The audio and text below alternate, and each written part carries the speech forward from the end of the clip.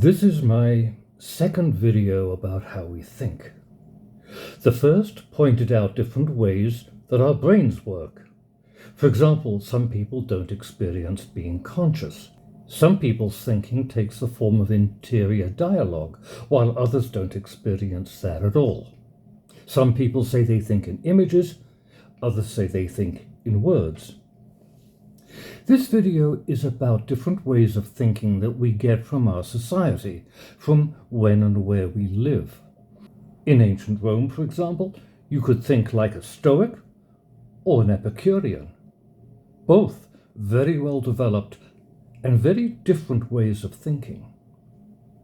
In this video, I explore what ways of thinking do we have available to us to choose among today.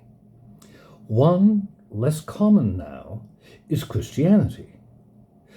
A supernatural being made the universe, made specially each one of us, loves each one of us, wants us to acknowledge him and worship him, and obey his commands. In return, he'll welcome us to paradise when we die. His commands he provides us with in the Bible. This, too, is a very well-developed way of thinking, a complex system for navigating through life. When you're at sea in a storm, any system of navigating may be better than none. That's one benefit of a way of thinking with a high degree of mental order. Besides Christianity, what other ways of thinking do we inherit? That's a problem. In the course of over 1,000 years, Christianity damned as paganism and suppressed all competing ways of thinking, such as Stoicism. As a result, when Christianity began to decline a couple of hundred years ago, it left a way of thinking vacuum. No other ways of thinking with a high degree of order survived. We can call on science and reason, but these are more like utilities to call on when we need them, rather than entire ways of thinking. In response to the vacuum left by the decline of Christianity, two new ways of thinking emerged. One consisted of denying the vacuum. The other consisted of looking for ways to fill it. We still have the choice of these as alternative, normal ways of thinking today. First to respond to loss of the Christian mental order were artists and writers. For several decades up to the First World War, they began withdrawing to the countryside and taking up country crafts, while expressing a particular mix of anxiety and depression. This way of responding got diagnosed and treated under the label neurasthenia. Examples in Britain were John Ruskin and William Morris. If you've never heard of this neurasthenia, you may think it's a dead and gone. But actually it went on to become so common, a name for it was no longer needed, so it was just dropped. Today, it persists as part of conservatism. The other new way of thinking goes by the name modernity or progressivism. It appeared shortly before the First World War as futurism, a passionate celebration of machinery, speed, and violence. After the war, it appeared as movements embracing meaninglessness itself, as in Dada. Absence of meaning acted as a huge spur to creativity, to all kinds of meaning being proposed to fill the vacuum. However, none of them succeeded. Then, after the Second World War, America came up with a more satisfying answer. Through its combination of manufacturing prowess and mass media supported by advertising, it created consumerism. In return for their paid work, consumers were offered a dazzling variety of manufactured material goods and broadcast entertainments. This satisfied two basic needs: self-respect through possession of goods and attention being increasingly engaged by mass media. As a way of thinking, it gets its order mainly from what's being offered. It involves an almost passive acceptance of the commercial offerings most strongly promoted. Such a way of thinking shows little concern for free will.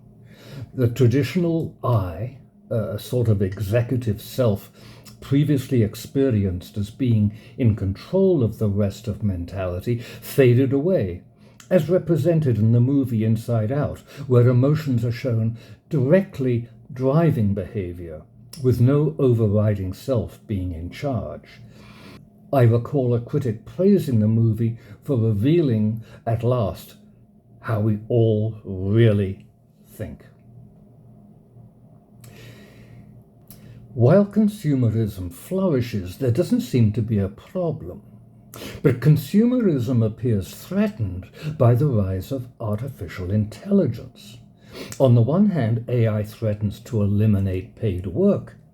On the other hand, consumers seem unimpressed by AI-generated consumer goods and entertainment. The contract between consumers and producers is looking fragile. If consumerism collapses, what ways of thinking are there for people to move on to? One option remains always available: barbarism. That is, the satisfaction of bodily urges like sex, gorging and getting drunk, female beautification, tribal loyalty, and violence. Add to that drugs. Already, consumerism seems to be headed in that direction. What's the alternative? Ideas like guaranteed income may cover basic living costs, but would do nothing to slow a slide into barbarism. For that, we need new ways of thinking. We've tried other ways to fill the vacuum, such as theosophy and various Asian mystical traditions, but they've had little popular success. Anyway, I think we need new ways of thinking that come out of our own Western traditions. So how about modern philosophy? That's been a complete flop. Both Anglo-American and continental traditions have proved sterile. The situation has only been made worse by the spread throughout higher education of physicalism. According to physicalism, everything is purely physical. Nothing exists except physical matter operated on by physical processes. Everything, including us, our actions, and our thinking, is determined in advance by physical laws. Mind has no independent reality, it's just more physics. Conscious experience, if it seems to defy physics, can only be an illusion. According to this philosophy, no way of thinking other than physicalism is acceptable. You'd think, if you aren't a physicalist, that such a flat-out contradiction of common sense wouldn't be popular at all. But physicalists won acceptance by having a purely physicalist account of human nature taught in the school science classroom. According to this account, all of life, including us, is the product of two purely physical processes, natural selection and genetic mutation. As a product of purely physical processes, we too can only be purely physical. No mind, no consciousness. I don't see any adequate substitute for consumerism coming out of physicalism. Here's what I suggest instead.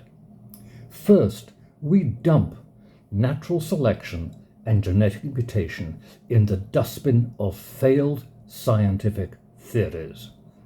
You'll find reviews of both Charles Darwin's Origin of Species and Ronald Fisher's The Genetical Theory of Natural Selection in this channel, pointing out how flawed both those theories are.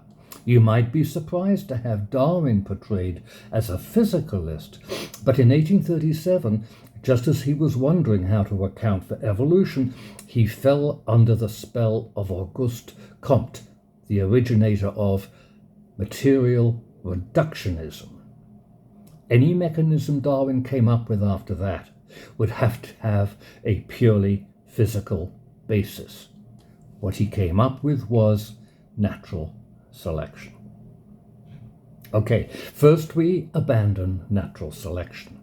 In its place, we turn to vitalism.